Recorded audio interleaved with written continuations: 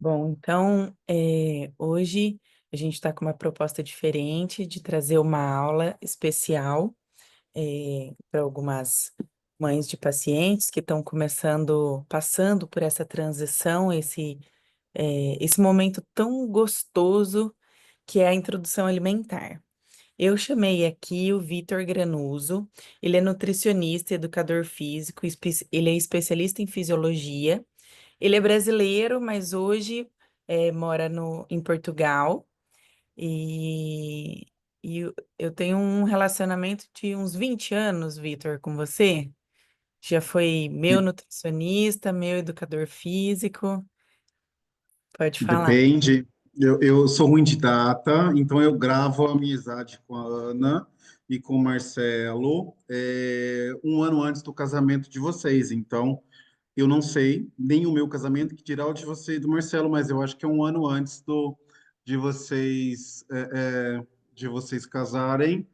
Aí começa a nossa história. Exatamente. Que é quanto tempo? 18, né? Esse ano. Nossa, então faz 19, é quase 20 anos É mesmo que a gente se 19, conhece. 18 de casados, não, quase 20 anos mesmo, exatamente isso. Nossa, nossa, que legal, que legal. Se você quiser compartilhar, acho que a gente já pode Tá. começar. Então, pelos testes que nós fizemos, eu acho.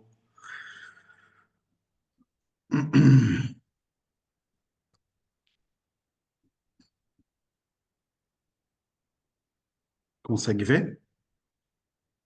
Sim, perfeito, pode Tá, começar. tá tudo certinho? Tudo certo. Bom, Eu vou vamos lá. deixar fechado aqui o meu áudio, tá bom? Tá bom. Recebi o convite, o ilustríssimo convite da doutora Ana, além de ser amiga, é uma pediatra que eu admiro muito, tecnicamente falando, tá? É de uma família. Tô falando, a família que eles construíram aí é totalmente científica, estudiosa. Eu gosto muito do casal em si, da medicina que eles pregam, da vivência familiar que eles pregam e atuam.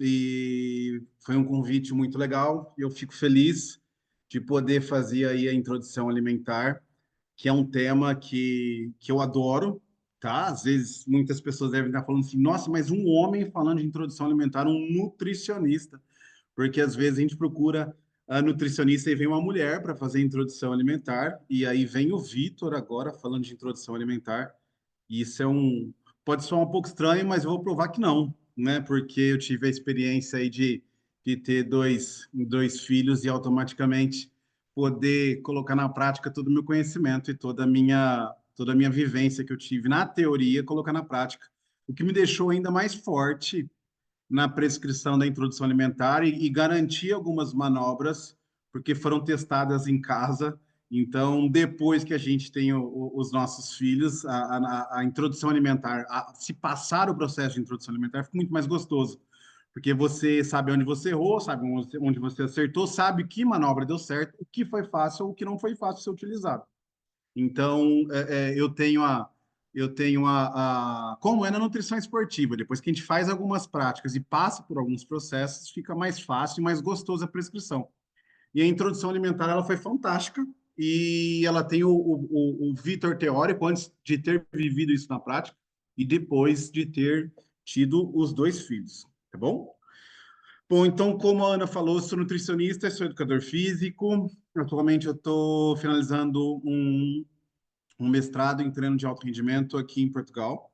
Decidi fazer essa mudança um pouco drástica aí de vida, de continente, por causa de qualidade de vida e novas experiências têm dado muito certo. A gente está feliz aqui e tem conseguido criar novas amizades, aprendido várias coisas diferentes, costumes diferentes, que também foram importantes para nossa bagagem de prescrição, tanto na educação física quanto na nutrição, tá?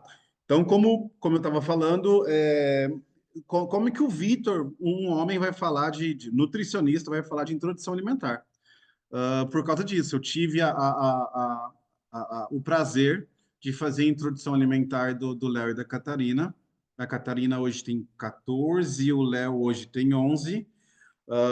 Aí tem 3 fotos do Léo, né? As da cadeirinha, fazendo toda a introdução alimentar. E tem uma foto da Catarina que ela assistia as Peppas Pigs dela aí, ou os desenhos dela, sempre com um massinho de alface ali comendo. Ela gostava, não foi nada forçado. E tem essa foto que na hora que eu estava montando eu nem tinha percebido, na hora que eu estava revisando a aula. Se vocês olharem essa foto ali no fundo, tem uma glutamina, tem um Pediasure e tem uma proteína de arroz integral ali no final da foto. Então, eram alguns suplementos e algumas manobras que a gente deu continuidade na introdução alimentar e a gente bate muito na variedade de ofertas para não ficar sem um leite, naquela teoria toda de ficar ou não com leite de vaca, a gente colocava uma vez na semana, outra vez era outro tipo de proteína. Então a gente conseguiu viver na prática e sem querer tá documentado aí que tem ali no fundo é uma proteína de arroz integral que foi que foi colocada para os meninos aí nas vitamininhas dele, nas substituições dos leites. Foi muito legal. Então, tá aí, tá na prática e vamos colocar aí um pouco da teoria que que é muito gostoso nessa introdução alimentar. Vamos lá, o que é o objetivo dessa aula hoje? Tá? É simplesmente colocar na cabeça de vocês a importância das estratégias, tá? Que elas são importantes na introdução alimentar infantil. Então, isso é um dos principais objetivos. Tem importância? Tem. Qual método a gente vai utilizar, quais alimentos nós vamos começar e por que nós vamos fazer isso. Tá bom? Então, a importância das escolhas é um dos objetivos. A gente saber, no final dessa horinha que a gente vai conversar agora, o porquê que os nutricionistas ou não optam por tal estratégia ou quais alimentos, é um dos focos mais importantes, tá bom?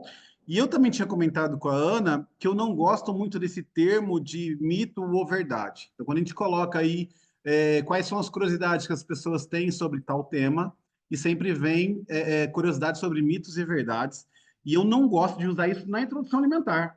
E vocês vão ver que é muito complexa e muito variada, que eu gosto de chamar de vantagens e desvantagens, porque não tem mito e não tem verdades. Existem as vantagens que você quer utilizar perdão, as manobras que vocês querem utilizar e essas possuem mais vantagens ou não, porque ninguém sabe da condição financeira de cada um, da condição socioeconômica ou do momento que vai estar vivendo ali, do acesso aos alimentos ou aos suplementos, de um modo geral. Então, não tem mito e nem verdade, tem quais são as vantagens e desvantagens, tá? Então, é isso que a gente vai colocar aqui também. E outra coisa que eu gosto muito, que é a última parte, é o porquê que a gente não coloca. Então, por que que a ciência vem falando de não colocar ou de incentivar certos tipos de alimentos na introdução alimentar, tá? Então, tem embasamento científico. Então, um dos objetivos da aula é mostrar um pouco da nossa clínica baseada em ciência, tá bom? E automaticamente desmistificar se tem erro ou não, na verdade, é vantagem e desvantagem, e a gente saber essa importância dessa introdução, tá? Uh, Dando continuidade aqui, tá? Por que que é tão importante essa introdução alimentar? Por que que ela gera tanta desconfiança para pais novos, para alguns avós que vão passar por um processo novo da nutrição ter mudado a introdução alimentar um pouco, porque é um momento de transição, é um momento de mudança. A criança passa de uma fase de exclusivamente ou não de um aleitamento ou de uma fórmula prescrita para começar a fazer uma introdução de alimentos aí em larga escala que existente, e ali começa alguns medos, inseguranças ou receios. Né? O que vai acontecer? Será que eu vou ter reação? Será que eu não vou ter reação? O que vai? Será que vai ter alergia? Quais são os sinais? Então, a importância é um momento de transição, ela é importante. Há trabalhos mostrando que se fizer de forma grotesca, abrupta, intermitente, pode ser que isso gere alguns prejuízos, principalmente imunidade em alergias futuras do nenê, tá bom? Já tem a nutrição está tão avançada que a introdução alimentar ou o contato, por exemplo, com plásticos de algum de material que a gente vai estar servindo pode ter ou promover algumas alterações genéticas futuras. Então, não só em riscos oncológicos, mas também abordando aspectos sociais, psicossociais. Então, é realmente abrangente e a gente toma muito cuidado hoje, é muita informação, tá? E o que é mais interessante é esse terceiro ponto aí que eu gosto de falar. Tem uma significativa influência do histórico familiar. Se a gente for pegar hoje, se a gente for puxar para o lado da minha mãe, teria um certo tipo de introdução. Se fosse puxar pelo lado da mãe da Mariana, minha esposa, teria um outro tipo de introdução. Há um histórico de pais, avós, etc., muito forte naquele contexto de, olha, para mim deu certo, olha, você está aqui, olha como você está bem. Então, são algumas influências que às vezes passam por cima de cientificidade, que tem um contributo histórico significativo, que a gente tem que respeitar, que a gente tem que saber introduzir. Então, também é importante por causa disso. Há uma nova mudança. A cada geração que vem, cada filho na família que vem, há um contexto novo sobre introdução alimentar ou não. Tá bom?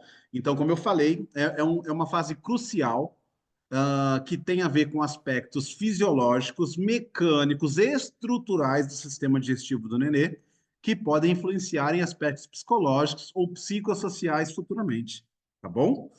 Então, essa é a importância. Então, aí os 4 pontos para a gente começar a falar. Prometo ser breve e prometo ser um pouquinho mais direto.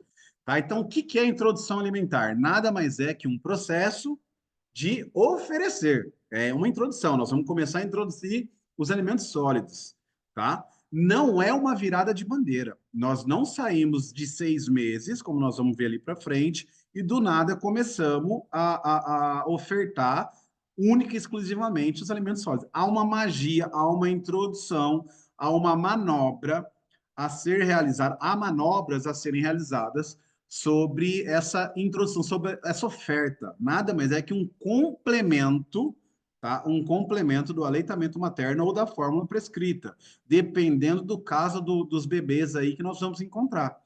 Tá bom? Mas, Vitor, pode ser que eu tenha que antecipar isso. Pode ser. Vai ter casos aqui, pessoas começaram com 7, 8 meses, vai ter pessoas que começaram com exclusivo até 1 ano e 2 meses, e depois começaram a introdução. Vai depender da metodologia da pediatria, vai depender de como o ambiente que o nenê veio desenvolvendo, mas nada mais é que um complemento. Se a gente for pegar na teoria, introdução alimentar é oferecer alimentos sólidos, complementando. Nada vai ser uma virada de bandeira. Você não vai passar a ser um comedor de alimentos sólidos da noite para o dia. É um processo gradual, ok?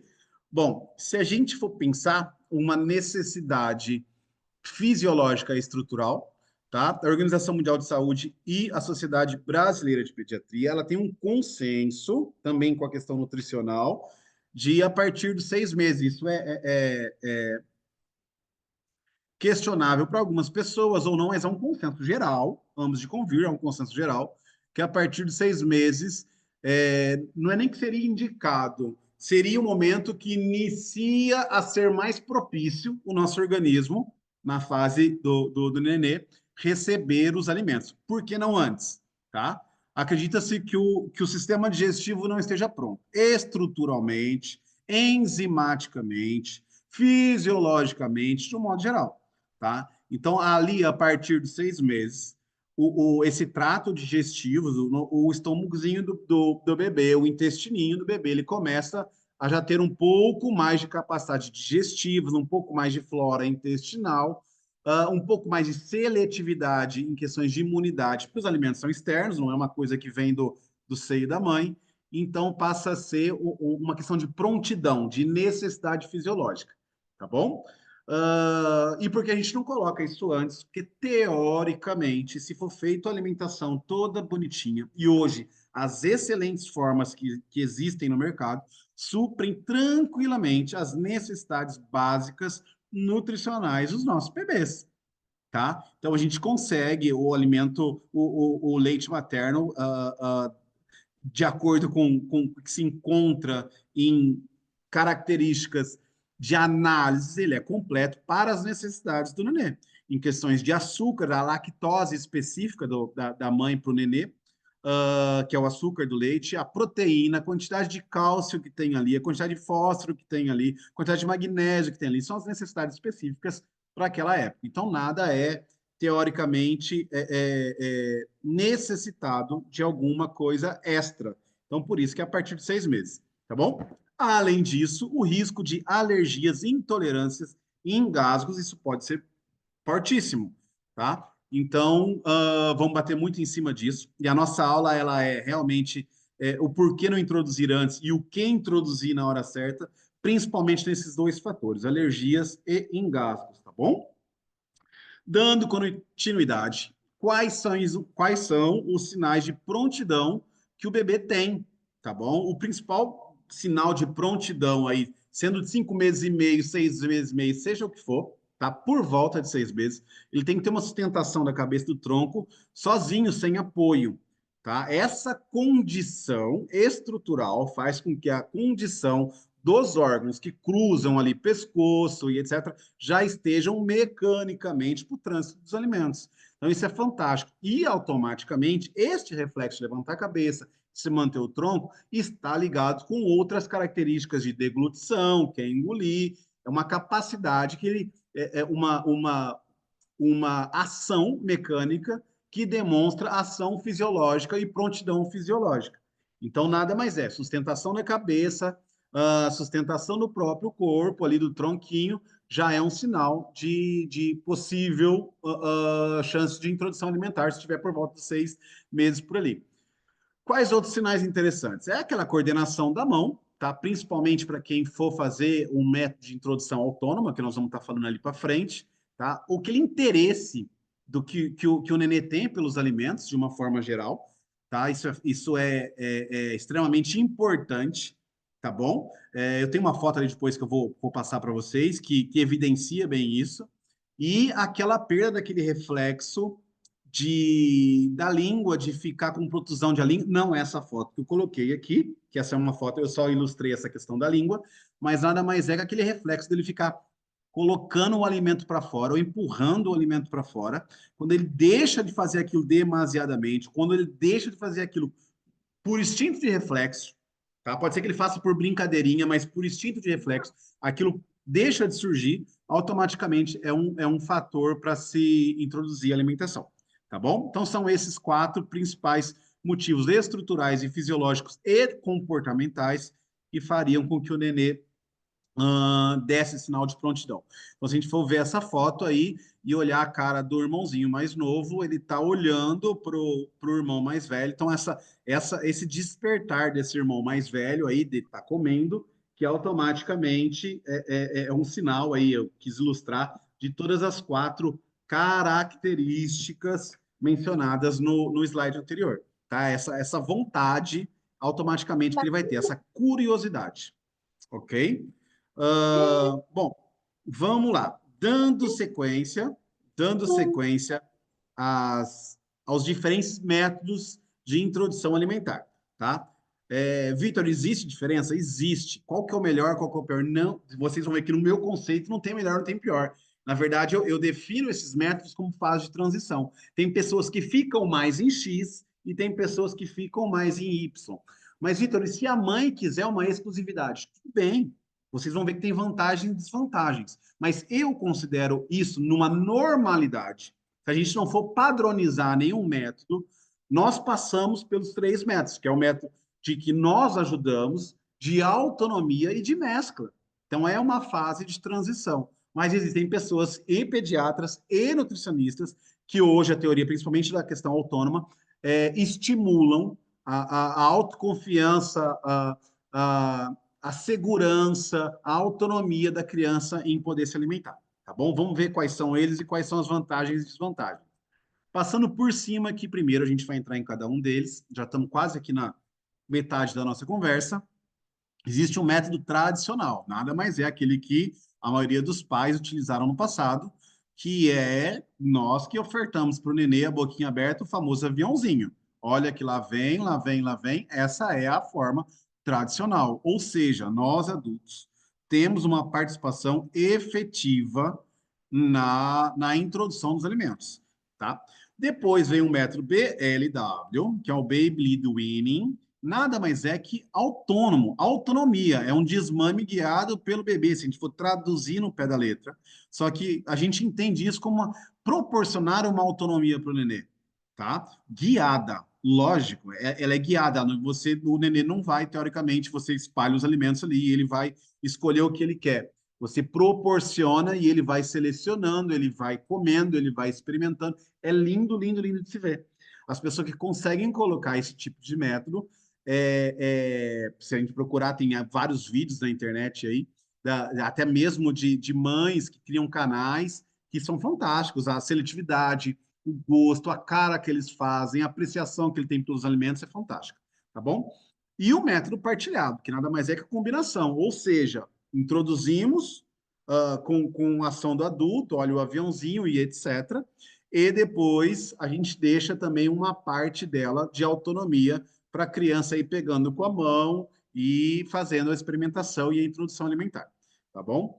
Vitor, qual que é, na verdade, o método que você mais gosta de usar? Nós vamos passar por vantagens e desvantagens. Porém, a maioria das pessoas é natural que, pelo medo e insegurança, inicie pelo método tradicional.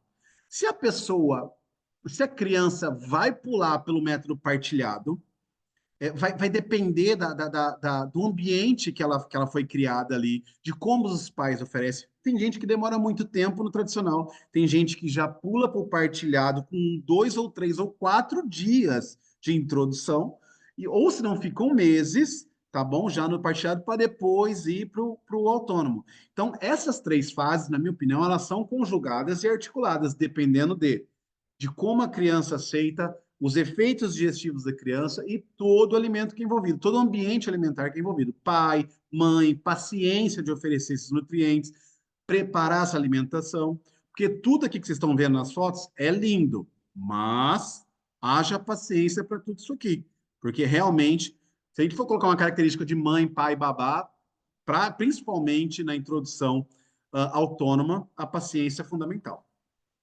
Tá. O método tradicional, como eu tinha falado anteriormente, tá? Eles são oferecidos amassados ou em papinha, tá? E há uma desvantagem, porque daí os meninos não têm aquela sensibilidade. Há uma desvantagem? Ah, tá? Porque pode ser que a gente suprima um pouco mais dessa textura, igual vocês estão vendo ali, o processo de mastigar. Pode ser que a gente mascare a descoberta dos alimentos. Por outro lado, eu gosto de colocar papinha uma vez por dia, uma vez a cada 2 dias, que ambos de convir. A papinha nada mais é que um combo de micronutrientes, nutrientes num prato só. Então, isso ao mesmo tempo que deixa de lado a característica de mastigar, de experimentar, de sentir o alimento separado e a criança ter aquela seletividade, ao mesmo tempo é uma grande oferta de micronutrientes.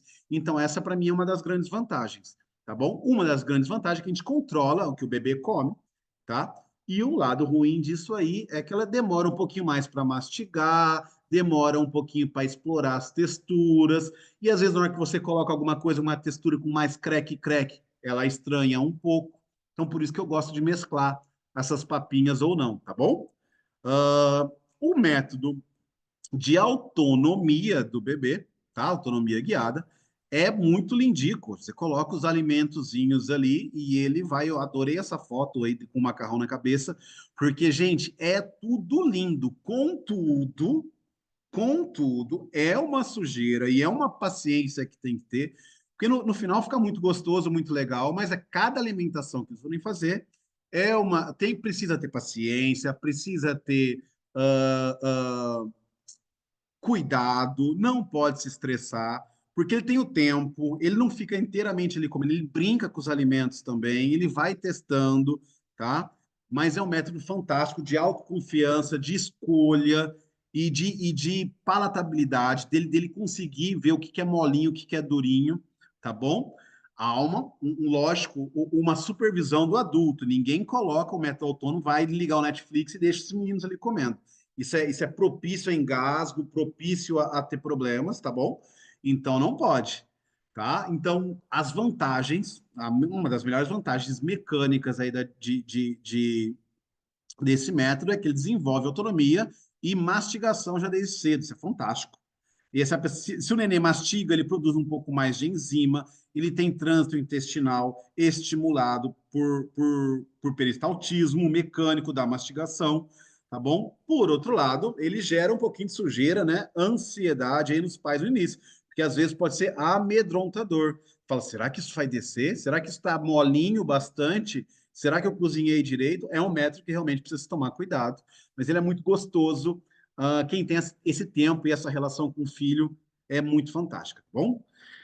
E o método participativo, que na minha opinião é o mais efetivo não, o mais utilizado deles, tá bom? Que é a mistura dos dois, tanto do autônomo quanto o de participação dos pais. Então, há uma fase de transição. Você coloca, ele pega com a mão, ele vai mastigando. O que você pode fazer, na minha opinião, é deixar o que pega com a mão alimentos sólidos, bem cozidos, separados, ou seja, um pedaço de abóbora, um pedaço de banana, e o que você vai colocando, às vezes, é uma papinha. Ou seja, ou a papinha daquele próprio alimento, ou mesmo uma papinha multi. Então, automaticamente, você consegue ofertar vários nutrientes consequentemente, estimular esse método autônomo dele. Tá bom? É bem legal, ele é prático e na minha opinião, é um dos mais efetivos, esse método participativo. Repito, pode ser que seja participativo para todo mundo. 90% de uma família quer o método de exclusividade dos pais, da ajuda dos pais, e outros querem autonomia. Vai. Aí como é que nós vamos ver? A pediatra ou o pediatra vão verificando altura, peso, tamanho de cefálico, todo o perímetro, todo o acompanhamento de crescimento e aspectos de saúde, eles são monitorados e vigiados. E perguntam qual método você está usando, o que está sendo incentivado ou não. Há mudanças, se o método não estiver dando certo, é lógico, se migra para o outro. Dando continuidade, o que a gente oferece primeiro? Essa é uma grande pergunta, que vem duas perguntas depois. Tem alimento proibido? A gente vai falar disso no final, nas perguntinhas. E como montar esses pratinhos. Também eu arrematei a nossa palestrinha com isso. Tá bom? O que a gente oferece primeiro? Então, vamos lá. Se o foco é adaptação a essa parte sólida dos alimentos, se nós temos que nos adaptar, nós temos que pensar principalmente nesses riscos de capacidade digestiva. O que eu tenho de capacidade digestiva naquele momento? Enzimas, quantidade de alimento, suporte gástrico e intestinal para aquilo. E depois a gente minimizar riscos de engasgos e alergias, tá bom? Então a gente fala bastante de engasgo, que é um estresse mecânico ali de introdução alimentar que assusta muito, mas existem os riscos de alergia, que são realizados por incapacidades digestivas, tá? Ou por uso de medicamento, às vezes as crianças tiverem que entrar com antibiótico ou tipo de parto, que a gente sabe que isso também tem interferência hoje na ciência, não é uma lógica, não é uma razão fechada, mas tem sim interferência do parto normal para cesárea e a capacidade imune da criança. Se a gente associa isso com alimentos precoces de formas errôneas, isso pode ser um fator agravante, dependendo da forma que a criança foi realizado o parto, tá? Mas nós temos que pensar nisso. Nós, nutricionistas, principalmente, pensamos nisso, na capacidade digestiva que ele tem para aquele alimento, por isso que a gente escolhe. É esse porque ele tem essa capacidade digestiva para isso. O risco de engasgo é menor e o risco de alergia é menor. Então, ou seja, ele dá conta de digerir isso. Ele vai fazer energia em cima disso. O resto é ilusão do que a senhora ofereceu, do que o senhor oferecer. Então, a gente pensa nisso. Esse alimento é melhor porque tem melhores capacidades digestivas, menores riscos de engasgo e de alergia. Vamos passar rapidinho por cima deles. Alimentos fontes de carboidrato, alimentos fontes de proteína e alimentos fontes de gordura. Tá bom? Desses três, nós temos que pensar que quem tem a maior digestibilidade, ou seja, oferece menos complicações na hora de fracionamento da estrutura, já que não vai ter uma mastigação eficaz e toda a absorção dele. Os alimentos fontes de carboidrato baseado em algumas raízes, frutinhas, etc., são os melhores, tá? Oferecem menos riscos de incapacidades digestivas e menos alergias, tá? As gordurinhas, elas podem ser introduzidas, têm menos riscos de alergia, porém as quantidades têm que ser monitoradas, tá bom? Porque a capacidade digestiva da gordura é um pouco diferente do carboidrato. Então, a gente inicia, geralmente, com os carboidratos. E, por último, a gente vem colocando, por último, que eu falo não, depois de 2 ou 3 meses, por último, da oferta dos alimentos, que eu vou mostrar para vocês um exemplo prático, são as proteínas, de um modo geral, e principalmente as proteínas de fontes animais. Então, essa tem um custo digestivo um pouco maior, há uma necessidade da estrutura do estômago em fazer esse tipo de digestão. Então, são alimentos que, teoricamente, promovem riscos alergênicos, e sejam ele leite, ovos, alguns peixes de uma forma geral, mas vamos passar rapidinho também entre os alimentos, principalmente de fontes animais, mas o que eu quero que vocês entendam é que tem uma escala de preferência. Então, a gente se inicia pelos carboidratos mais simples, colocamos algumas pitadinhas de alimentos gordurosos e depois a gente introduz com algumas fontes de proteína. Depois a gente faz um mescla de tudo. De tudo, tudo, tudo. Vamos lá, se a gente for pensar em frutinhas, carboidratos, de um modo geral, ele tem sinal verde para digestibilidade, ele tem sinal verde para baixos riscos alergênicos, tá? E ele tem sinal verde, dependendo, não é um pedaço de maçã duro, sabe? Tem que ser coisas mais cozidinhas, se for uma maçã mais cozidinha, mais raspadinha, a gente tem que ter uma noção de que não é porque é uma fruta, não, ele não tem uma consistência um pouco mais dura, mas se a gente for pegar as frutas ou as raízes de um modo geral, ou algumas leguminosas, elas são mais susceptíveis às cocções, elas ficam mais molinhas e os riscos de engasgo são menores. Então, por isso que nós introduzimos 5 a maçãzinha, 5 a bananinha, com mamãozinho, com um pedacinho de batata e etc., para a gente conseguir essas vantagens. O que vai ser ofertado vai ser digerido, possivelmente vai ter menor risco alergênico e possivelmente, dependendo da consistência, vai ter menos riscos de engasgos. Quando a gente migra também para os carboidratos de uma forma geral, tá o pãozinho aí, mas a gente não entra com pão, tentei achar uma outra foto, mas leguminosas, raízes, tubérculos, e algumas, como eu falei, nas frutas em geral, eles possuem as mesmas características, eles possuem uma boa digestibilidade, baixos riscos alergênicos e baixos riscos de engasgo. Então, por isso que a maioria das introduções são frutinhas, batatinhas, batata doce, mandioca e etc., porque elas possuem essas características, digestibilidades, menor fator alergênico e menor risco de engasgo. Quando a gente pula para as proteínas, a gente tem que tomar um certo tipo de cuidado, tá? Porque ela já tem uma digestibilidade moderada, tá? Os riscos de alergia começam a aumentar, principalmente, vou mostrar para vocês, em peixes e ovos, tá bom? E dependendo do tamanho e da cocção, ou do tipo de fibra ali, que nada mais é um músculo daquelas proteínas animais que estão sendo ofertadas, sim, pode ter risco de engasgo, espinha em peixe, a gente tem que ficar muito esperto, principalmente na introdução proteica, principalmente na introdução proteica do método de autonomia. Então, se a criança for pegar aquele pedacinho de carne, for começar a mastigar, etc., qual carne e como a gente vai ofertar? Se é tirinha, sem pedaço, tudo isso tem diferença. Tá? Então, nós temos que realmente tomar cuidado. Vitor, mas são proteínas, são extremamente importantes. Não estou falando que não é. Estou falando como é um processo de introdução, tem que ser introduzido da melhor forma possível. Tá? Então, temos que tomar esse certo tipo de cuidado. Já pulando, eu montei um ranking aqui de proteínas alimentares que a gente deva estimular a introdução, tá bom? Como é que eu montei esse ranking? Igual eu falei para vocês, capacidade de ser digerida. Depois, nós temos a oferta de micronutrientes. Lógico, aqui são extremamente alimentos saudáveis. Todos aqui são alimentos saudáveis. Eu coloquei como a carne de frango, tá? Coloquei como 2 a carne bovina e a carne suína. Coloquei como 3 o peixe. Coloquei ele como 4 ovos e leite. Se a gente for medir o valor proteico disso, equivale-se quase que tudo. São fantásticos. Se a gente for colocar o valor de micronutriente complexo B, ferro, que tem nesse tipo de alimento, principalmente as vermelhas, peito de frango, de um modo geral, isso é fantástico. Vitaminas do complexo B no ovo, isso é fantástico. Mas nós não estamos medindo a capacidade de oferta. para nós adultos. A digestão não é a mesma. Nós estamos medindo a capacidade de oferta e capacidade digestiva do nenê.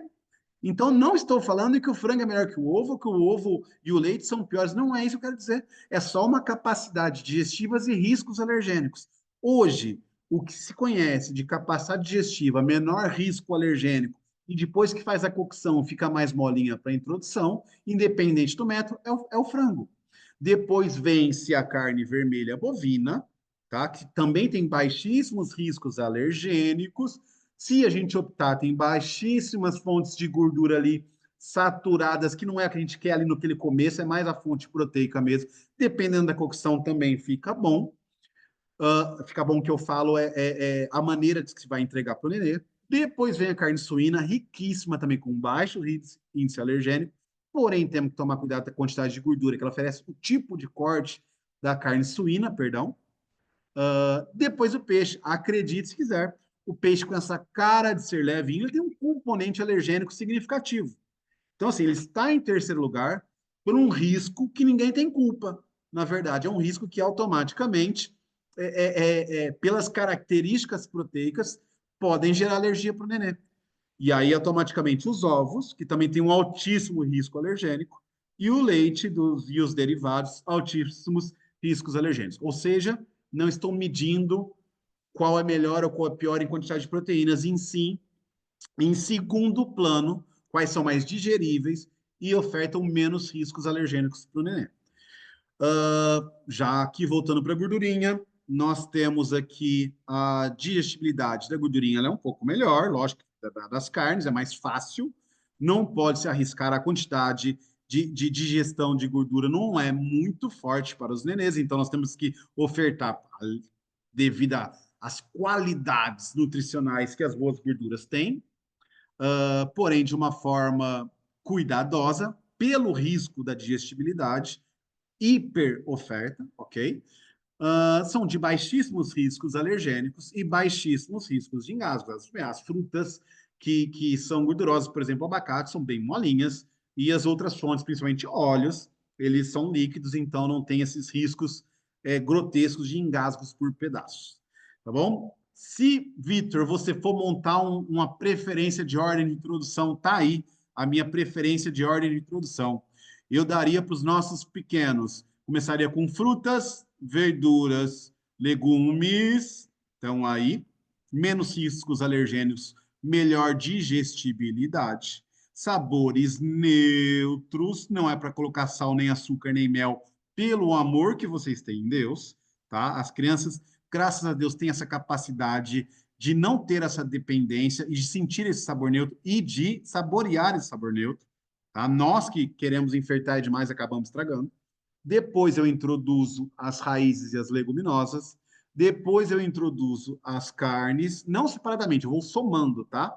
As carnes e os produtos animais. E por fim, tá? Por mais que tenha uma boa digestibilidade, eu coloco ali por último as quantidades significativas de gordura e alimentos gordurosos, tá bom? É essa a forma que eu, Vitor, utilizo na introdução.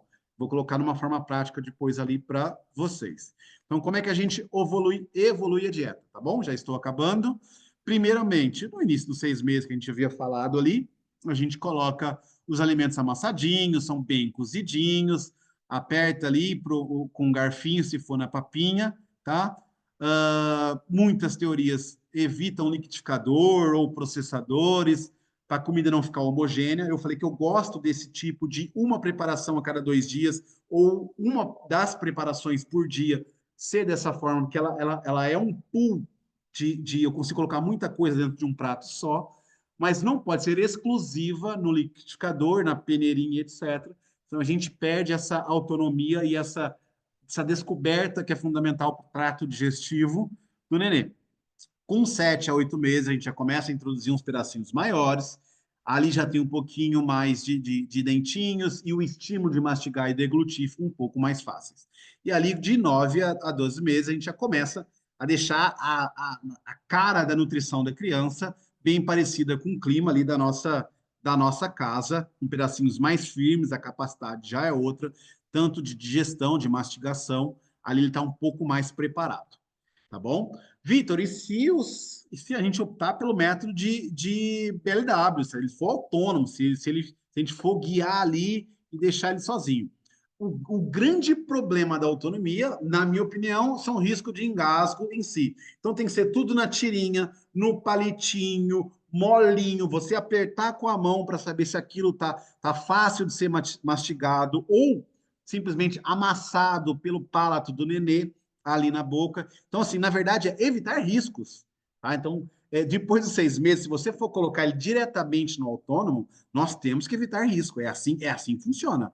Tá? Não, não é por. Ah, mas pode ser que certo alimento é melhor. Meu, é evitar. Cozinha uma maçãzinha, cozinha a pera para não ficar tão durinha, perde um pouquinho das características do alimento, porém não deixa propício a engasgo. É isso que a gente quer, não ofertar barreira, não ofertar trauma para a criança e impedir esse processo, tá? Lógico, depois que ele está depois de 6 meses, de 8 meses para frente, ele já começa a ter uma autonomia, principalmente para esse método de segurança, ele começa a pinçar e ali começa a bagunça divertida.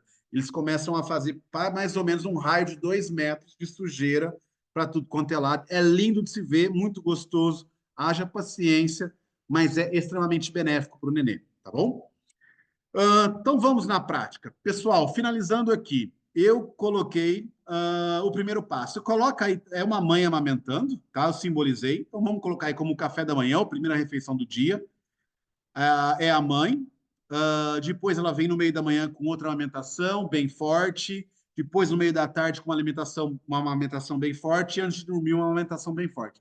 Então, não falei que eu dou preferência para frutinhas e etc. Então, no começo, eu começo essa introdução entre as grandes amamentações dos alimentos mais fáceis. Está simbolizado por uma frutinha e não é a maçã, mas são frutas, são raspadinhas, são purezinhos, o que for.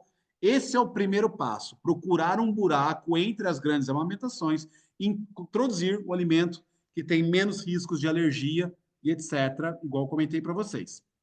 E facilidade digestiva. O passo 2 é não mudar a ordem. Nos mesmos buraquinhos que eu for encontrando entre a alimentação do nenê pelo aleitamento materno ou pela fórmula, eu começo um segundo passo a mesclar. Antes era só um tipo de fruta. Agora eu coloco 2 tipos de fruta na mesma refeição e começo a fazer uma das refeições com uma introdução diferente. O segundo passo, eu não falei que eram algumas raízes, algumas leguminosas? Então já começo a colocar algumas raízes, algumas leguminosas. Ou seja, nesses buracos não ficam só frutas, ficam frutas diferentes, 2 ou 3 tipos diferentes, e começa a colocar uma outra consistência ou outro tipo de alimento. Qual que é o passo 3? É a gente diminuir o processo de amamentação, tá? Com o respaldo médico, com toda a escala evolutiva. Isso pode demorar de semanas a meses, dependendo de cada bebê. Então, a principal alimentação passa a ser as frutinhas, entra-se com papinhas ou com os pedaços de alimentos mais sólidos, ou seja, se vocês olharem as figuras, a maior proporção passa a ser dos alimentos e não do aleitamento, tá bom? Onde há uma diversidade e etc. E o quarto passo é deixar minimamente a introdução perdão, a manutenção do aleitamento materno, isso aí a criança já foi crescendo, o médico já foi liberando as características do corpo e de todo o desenvolvimento motor, neurológico, químico, tudo que os pediatras avaliam, já está tudo certo, já estamos começando a alterar, há toda uma evolução. Aí a introdução das carnes em grandes quantidades, tipos de carnes diferentes, a gente vai avaliando as reações e automaticamente o quinto passo é que se sai o aleitamento materno e automaticamente a gente fica já com a base nutricional. Tudo isso não é tão simples, porém nós nutricionistas colocamos um alimento, tipo de preparação, forma de cozimento, fica um guia muito simples, prático, fácil e assertivo para vocês, mães, pais, avós, seja quem for. Tá bom? Então, essa foi um pouquinho da introdução, quase estourei o meu tempo, da introdução de todo o embasamento, tá bom?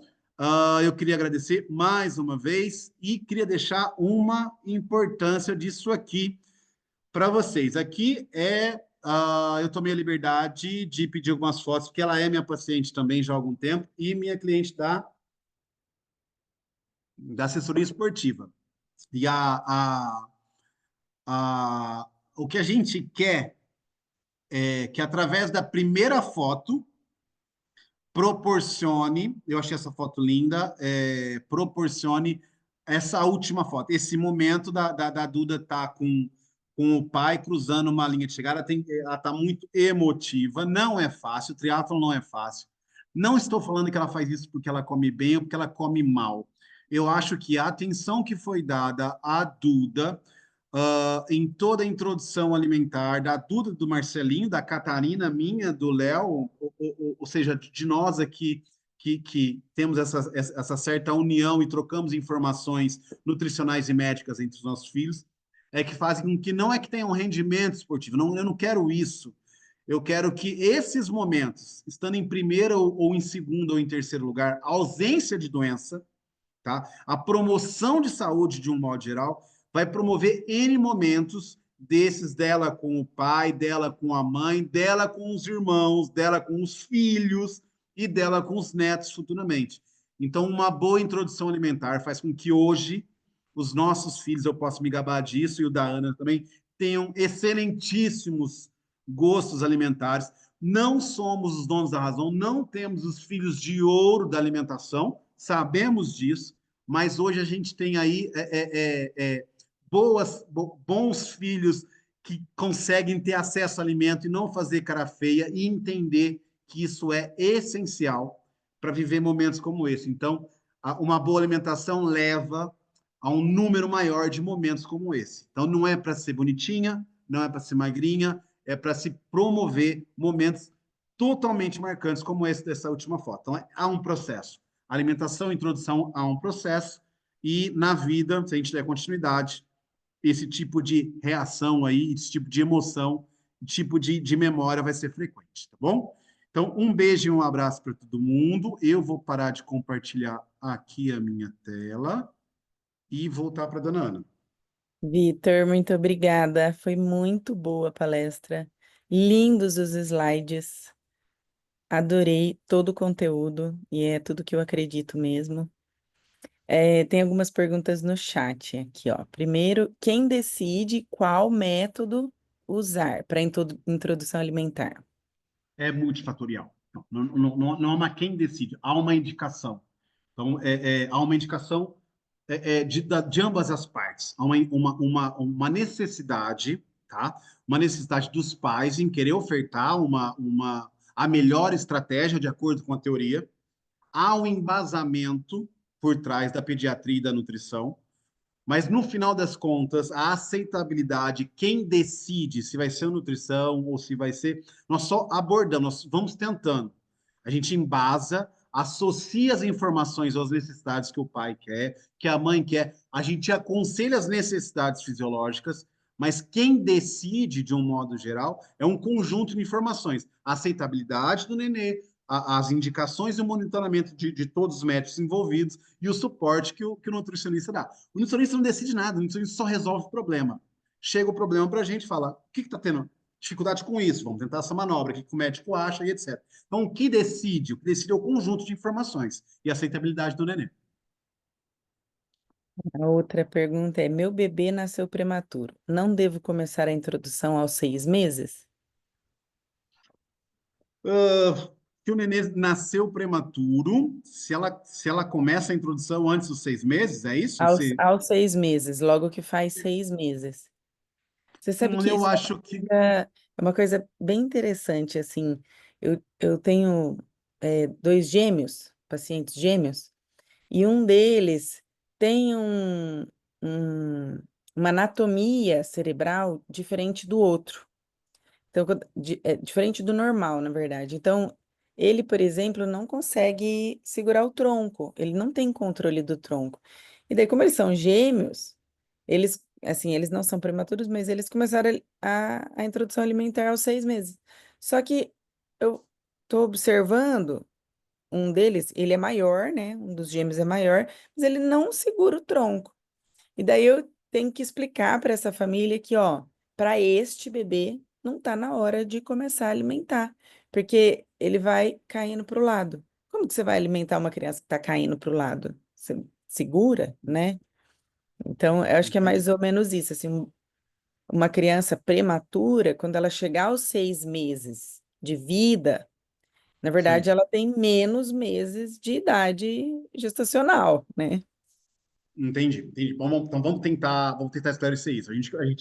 Vamos colocar um tempo não cronológico e vamos colocar um tempo biológico de desenvolvimento. Vamos pensar dessa forma. Se a gente for pensar, existem atletas olímpicos que nasceram prematuros, tá? Então, a capacidade, eu quero só fazer uma analogia aqui. A capacidade que ele vai ter aos 6 meses, ou 4 meses, ou 7 meses, desse aspecto mecânico que eu comentei no começo, de levantar a cabeça, sendo prematuro ou não, independente disso, se ele tiver os comportamentos básicos e todas as capacidades fisiológicas e mecânicas para tal, independente de ser prematuro ou não, a introdução é feita. Agora há um outro ponto. Se os custos ou alguns efeitos causados pelo nascimento prematuro podem interferir na introdução alimentar. Aí sim, desenvolvimento pulmonar, capacidade de respiratória, alguma dificuldade neurológica, ou de tamanho estrutural mesmo, ou da própria anatomia dele, o desenvolvimento motor geral. Então, o que essa prematuridade poderia afetar? Aí sim, mas o desenvolvimento biológico a gente pensa da mesma forma independente dos meses, se atingiu aquela quantidade de meses e automaticamente demos check em todos os componentes, a gente já pode começar a introduzir, ok? É a outra pergunta. Eu deveria dar água ou suco durante as refeições? Não deveria nem dar água e nem suco durante as refeições. Se a gente conseguir monitorar essas crianças desde pequeno, a gente não teria um uso excessivo e abusivo de antiácidos ou omeprazóis ou problemas digestivos na vida. O que a gente consegue entender é que, às vezes, a gente acha que há uma necessidade ali de empurrar aquilo para frente, e não há. Então, vamos responder primeiro o líquido na refeição. Nós temos uma capacidade digestiva e a introdução de líquido ali pode mascarar e pode diluir a capacidade gástrica do bebê, que já não é excelente, tá? E outra coisa que pode prejudicar é a relação de quantidade de energia que tem numa água que tem num suco. Independente deles, os dois vão diluir e vão prejudicar a capacidade gástrica, tá? Então, evite-se o líquido, seja de suco ou de água, durante as refeições do nenê, durante a introdução. Deixa o alimento sólido, aquele alimento aquoso está cozidinho, tem água ali dentro e tem lubrificação bastante para se descer. Teoricamente, não precisa. Aquela necessidade que nós adultos temos de ter que empurrar, acostumamos, infelizmente, em ter que, aquela necessidade de ter um líquido para descer, isso não acontece no nenê e a gente não pode estimular. Tá bom? Respondido? Sim. É, meu filho vomita quando coloco algum pedaço de comida na boca. O que fazer? Depende. Se vomita por capacidade mecânica digestiva ou de deglutir e etc., pode ser realmente uma prematuridade do tipo de alimento ou tipo da cocção. Se a gente for pensar por vômitos depois de um certo momento, aquilo pode ter sim uma intolerância, não uma alergia, uma intolerância, ou pode ser o volume que foi ofertado, ou o tipo de alimento que foi ofertado, não é para aquele momento. Ai, Vitor, mas eu ofereci a maçãzinha que você pediu, mas pode ser que a maçãzinha aquela pessoa tenha problema. Não é regra para todo mundo, tá bom? Então, Uhum. assim, agora, se colocou, ele põe na boca e cospe, porque não gosta do gosto. Eles acreditam que de 10, um número grande, de 10 a 20 tentativas, no mínimo, tem que ser feita para aquele nenê tentar ter o gosto do alimento em si. Ou seja, cuspir o alimento na primeira não é um vômito, cuspir um alimento na primeira ou forçar o vômito, alguma coisa assim, porque não gosta do alimento. Aquilo não pode ser abolido pro resto da vida. Fala, ó, ele não gosta de maçã, ele não gosta de mamão. Isso esquece. Isso tem que ser testado de 10 até 15 vezes. Tem que ter paciência. Porém, se é um vômito, pode ser por capacidade digestiva, excesso de volume ou tipo de alimento, incompatibilidade. É, eu lembro que a Duda, ela vomitava. Quando vinha um pedaço, por exemplo, de carne moída no meio, ela vomitava. Então eu não dava, eu amassava mais e fui engamelando até uma hora que ela não vomitou mais, sabe? E A gente, na verdade, é enganando, né? Aí que eu tô te falando, você foi se moldando, porque precisava uhum, daquele alimento. Aí você se moldou de uma outra forma para uhum. colocar. Entendeu? Criança, a criança, né? E a última pergunta, como eu posso diminuir a bagunça do BLW? Nenhum, rezando. Não, não, não dependendo, não tem o que fazer. Não, Sabe o que mas eu foi. vi? Hum, Vitor, eu vi uma vez uma mulher que ela colocou a criança dentro, sabe aquelas caixas organizadoras de brinquedo? Ela colocou a criança dentro dessa caixa, sentadinha na cadeirinha, na mesinha, e deu todas as comidas. Então, a comida caía dentro da caixa, entendeu? E a criança brincava ali entendi. com a comida, comia, se divertia, e a sujeira ficava contida ali dentro da caixa. Eu achei sensacional, né? E Olha, transparente. quando a gente introduziu, o Léo foi diferente da Catarina. As meninas, aparentemente, as meninas são um pouco mais organizadas até mesmo com o ato de alimentar. Os meninos são mais grosseiros, mais volumosos. Se tem mais volume de alimentação, eles fazem muito mais bagunça. São mais vezes ali no prato ou nos pedaços em si. Então tem diferença do menino para a menina, tá? Dessa necessidade fisiológica que transmite em bagunça. Você vai ter mais acesso à comida, vai fazer mais bagunça, mas eu acho que tem que ter paciência, um lugar aberto, menos distração possível. Ele precisa estar focado ali no alimento, sem televisão ligada, sem nenhum, porque qualquer momento de distração vai automaticamente fazer com que a sujeira aumente ainda mais. Tá? Então, Uhum, quem escolhe o método de autonomia, ele precisa ser extremamente paciente e saber dos efeitos colaterais, que realmente é a sujidade, tudo aquilo que ele promove. Tá bom? tá Mas certo. ou enfia dentro de uma caixa organizadora aí É. que Vitor, muito obrigada. Nós estamos no tempo nada. certinho aqui. Acho que foi muito Calcular. excelente. Mais uma vez, a palestra foi linda, o conteúdo é bem interessante mesmo. Acho que todo mundo pôde aprender. E, e eu vou encerrar por aqui, agradecendo mais uma vez a sua participação. E logo a gente combina um outro tema, porque eu tenho adolescentes também, e eu acho que o tema de alta performance, né, na criança pós primeira infância e início ali da adolescência é um tema bastante interessante também. Eu acho que vai valer a pena uma palestra dessa com você, que é especialista e meu grande amigo. Tá bom, Muito eu obrigada, viu? já aceito o convite. Obrigado, obrigado por tudo. Estou à disposição. Tem bastante tema interessante nesse assunto para a gente falar. E um abraço para todos. Um beijo e se precisar de alguma coisa, é só avisar, tá bom? Obrigada.